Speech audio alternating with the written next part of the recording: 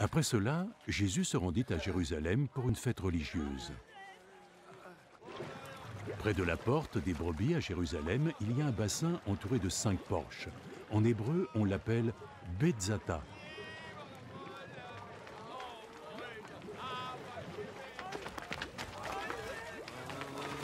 Une foule de malades était couchée sous les porches.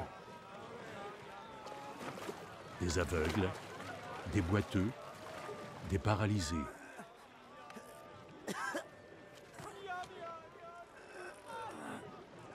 Il y avait là un homme qui était malade depuis 38 ans.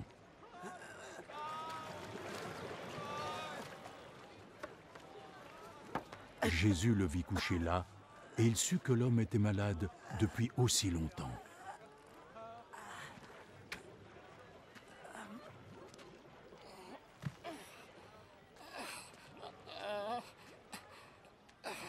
Tu aimerais te sentir mieux.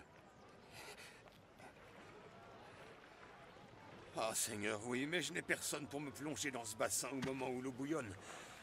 Le temps que j'arrive au bord pour y entrer, un autre me passe devant.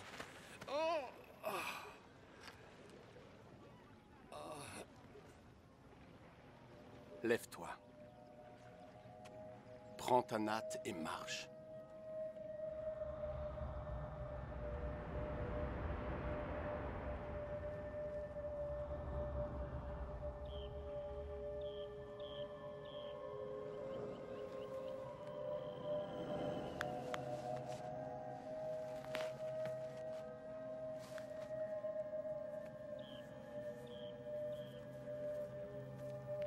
Aussitôt, l'homme fut guéri.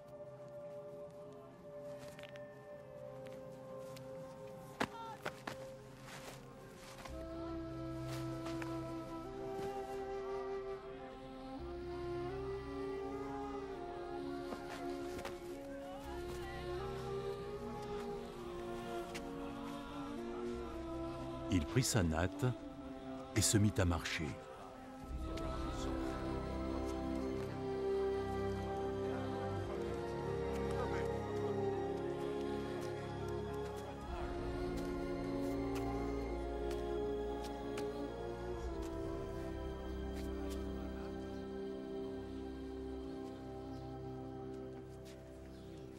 Le jour où cela arriva était un jour de sabbat. Donc les responsables juifs dirent à l'homme qui était guéri, « Toi, c'est le Shabbat. Tu ne sais pas qu'il est interdit d'apporter en ces lieux sa natte. » C'est l'homme qui m'a guéri qui m'a dit de prendre ma natte et de marcher.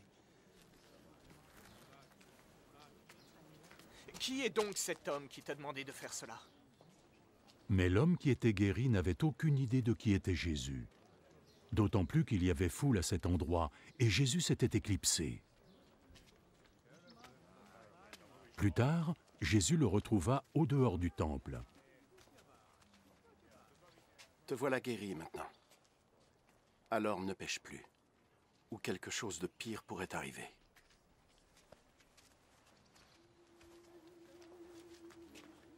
L'homme partit et alla informer les responsables juifs que c'était Jésus qui l'avait guéri.